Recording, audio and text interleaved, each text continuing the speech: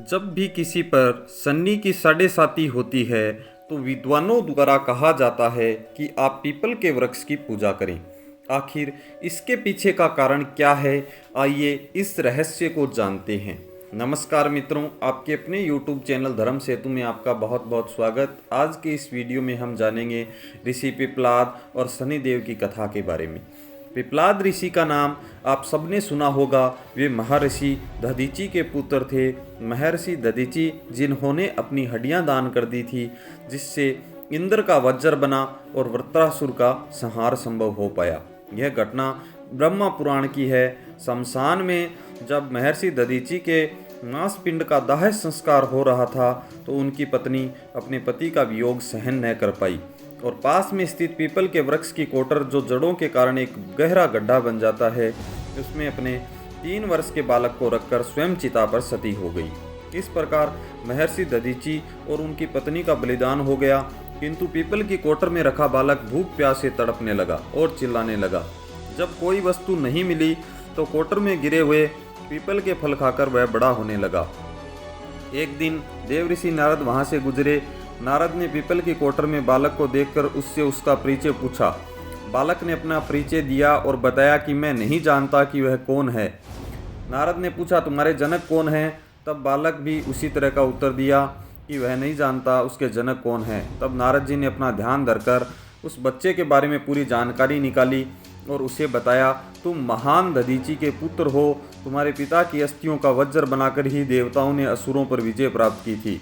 नारद ने बताया कि तुम्हारे पिता दधीचि की मृत्यु मात्र 31 वर्ष की उम्र में ही हो गई थी। बालक ने अपने पिता की अकाल मृत्यु के बारे में जानना चाहा। तब नारद जी ने बताया कि उन पर आई इस विपत्ति का कारण शनिदेव की महादशा थी।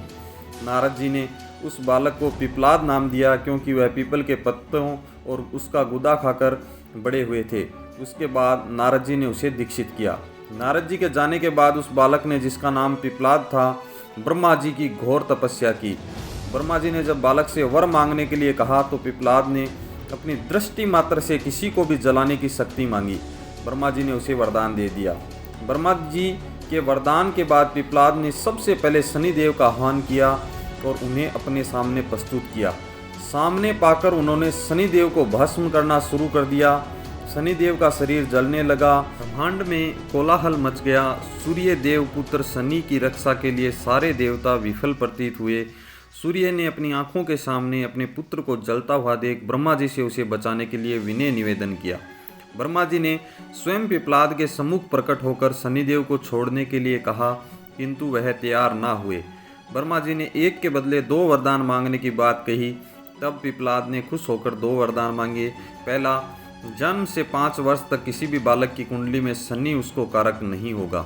जैसे मैं अनाथ हुआ, शनि के कारण कोई अनाथ नहीं होगा।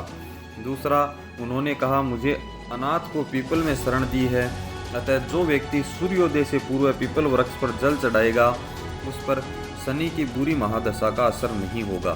ब्रह्मा जी ने तथास्तु कह वरदान दिया। तब पिपलाद ने जलते हुए शनि को अपने ब्रह्मदंड से उसके पैरों पर आघात करके मुक्त किया, जिससे शनिदेव के पैर क्षतिग्रस्त हो गए और वह पहले जैसी तेजी लायक नहीं रहे।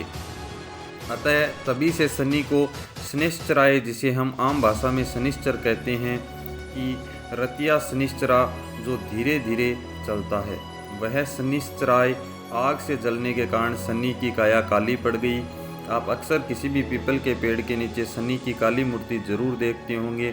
उसके पीछे यही पौराणिक कारण है।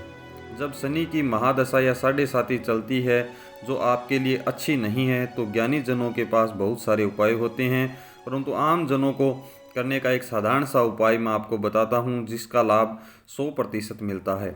आपको सुबह सुबह उठना है, सूर्योदय से पूर्व नहा धोकर पीपल के वृक्ष को जल देना है। उसके 7 चक्कर लगाने हैं और 7 चक्कर लगाने के बाद इस मंत्र को हिंदी में बोलना है। आपको कहना है, जिस तरह आपने पिपलाद ऋषि की रक्षा की, ठीक उसी तरह मेरी भी रक्षा करें। आप पाएंगे कि कुछ ही दिनों में आपकी ज़िंदगी में शनि के बुरे प्रभाव कम होते जा रहे हैं। ये जानकारी कैसी लगी? वीडियो अच्छा लगा तो लाइक शेयर सब्सक्राइब जरूर कीजिएगा। आभार अभिनंदन।